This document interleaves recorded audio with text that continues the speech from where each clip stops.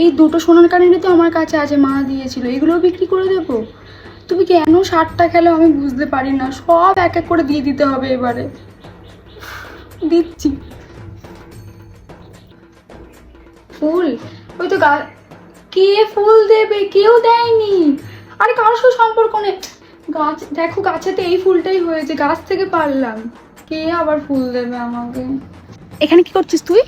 মদ খেতে রাস্তায় পড়ে থাকা একদম আমার মান সম্মান সব শেষ করে দিল। ওঠ ওঠ, উঠবি? ঝাঁটা দিয়ে মারবো, ওঠ, বাড়ি চল। এই বাপ্পা, তোর দোকানে ওর বাবা একটা পিতলের ঘটি বিক্রি করেছে না? সত্যি কথা বল। ওই টাকা দিয়ে মদ খেয়েছে বিক্রি করে এখান থেকে। আমি বাইরে বের করে রেখেছিলাম ওটাকে, এমন একটা চোর বাচ্চা হয়েছে একটা। আরেকদিন কোথায় মরতে গেছিলিস? সত্যি কথা বল।